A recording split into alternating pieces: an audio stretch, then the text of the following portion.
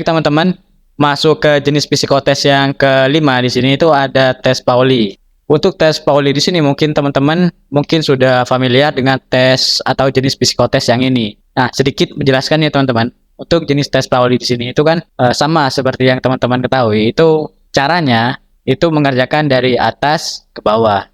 Contohnya seperti ini teman-teman. Itu misalnya 8 ditambah 7, 7 ditambah 1, 1 ditambah 8, 8 ditambah 1, 1 ditambah 0, 0 ditambah 6. Dan untuk peraturannya, untuk aturan mainnya dalam tes psikotes Pauli ini, itu apabila panitia sudah memberhentikan waktu, itu nanti di garis bawahi di angka terakhir yang teman-teman jumlahkan. Nah, seperti di gambar ini. Dan apabila ada perintah untuk melanjutkan dari panitia, teman-teman tinggal melanjutkan ke angka yang berada di bawah teman-teman berhenti sebelumnya. Intinya, apabila masih ada angka yang belum ditambahkan, teman-teman tinggal melanjutkan ke bawah dalam melakukan penjumlahan. Seperti itu teman-teman. Apabila sudah penuh kolom bawahnya, maka pindah ke kolom sampingnya atau sebelah kanannya. Seperti itu teman-teman. Intinya pengerjaan tes Pauli ini itu menjumlah dari atas hingga bawah. Di sini mungkin teman-teman bingung ya, kenapa 8 tambah 7 di sini itu 5. Nah, di sini itu teman-teman tetap balik ke teman-teman dalam melakukan tesnya. Intinya itu teman-teman menyesuaikan peraturan yang dikeluarkan oleh panitia. Apabila panitianya itu menghendaki angka terakhir yang ditulis, maka 8 tambah 7 itu seharusnya 15, maka yang ditulis itu hanya 5 saja. Apabila panitianya itu menghendaki semua angka yang ditulis, maka angka 15 itu ditulis teman-teman. Tidak ada angka satu saja yang ditulis. Intinya teman-teman menyesuaikan peraturan yang dikeluarkan oleh panitianya. Entah itu panitianya menghendaki angka terakhir ataupun semua angka yang ditulis, teman-teman harus mengikuti kehendak dari panitianya. Mungkin itu saja teman-teman dari gambaran dari tes Pauli di sini. Nah, baik teman-teman, kita masuk ke psikotes selanjutnya, yaitu ada Kraepelin. Nah, untuk prosedur ataupun pengerjaan dari tes Kraepelin ini tersendiri, teman-teman harus menjumlahkan dari bawah ke atas. Misalkan 5 ditambah 7 itu sama dengan 12. Akan tetapi balik lagi dengan sesuai perintah yang sudah ditetapkan. Jika angka terakhir yang diambil, maka angka 2-nya saja yang ditulis. 5 ditambah 7 sama dengan 12, maka kita hanya menulis angka 2-nya saja. Nah, teman-teman, pada saat melakukan tes dan sudah menerima perintah untuk berhenti dari panitia, teman-teman harus menandai perhitungan ataupun angka terakhir teman-teman dari penjumlahan. Misalkan teman-teman terakhir menghitung itu di angka 8. Nah, teman-teman harus memberikan tanda seperti ini.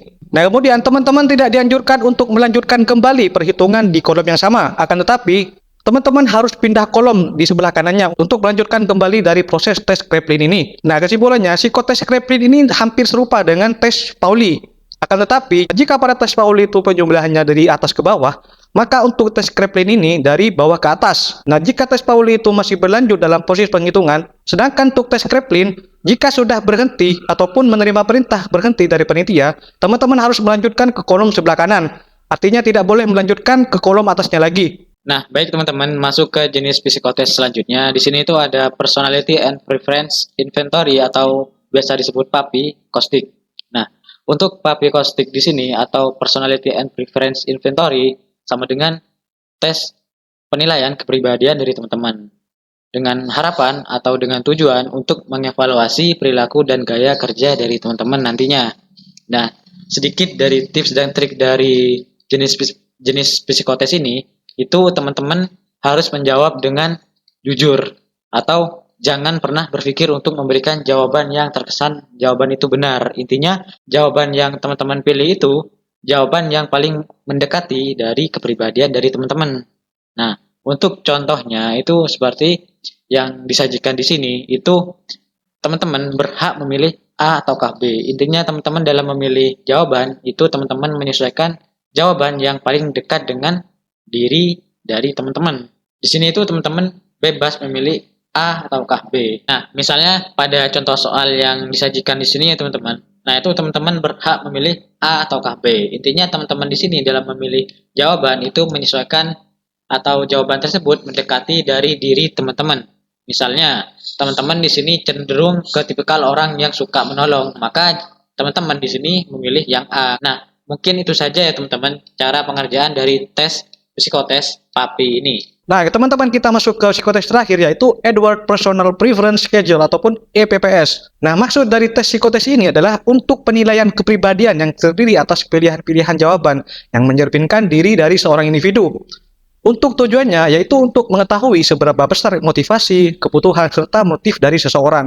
Nah, untuk tes IPPS ini tidak ada jawaban yang benar ataupun yang salah. Nah, artinya dari jawaban yang teman-teman pilih nantinya itu tidak mengandung poin salah ataupun benar. Ini maksudnya sebagai gambaran kepribadian yang teman-teman miliki. Seberapa besar motivasi, kebutuhan, serta motif dari teman-teman sekalian dalam jawaban ini. Untuk contoh soal nomor 1 ini serta jawabannya, teman-teman bebas memilih antara kedua jawaban ini.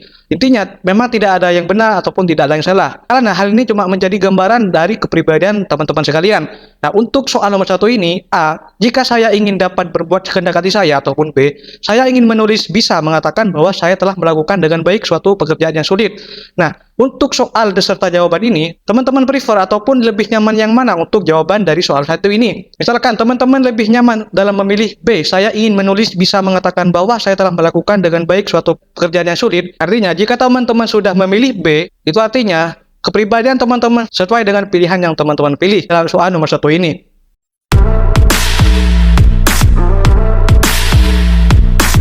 Nah, baik teman-teman, mungkin sekian saja video pembahasan mengenai jenis-jenis psikotes dari channel Edukasimu di sini.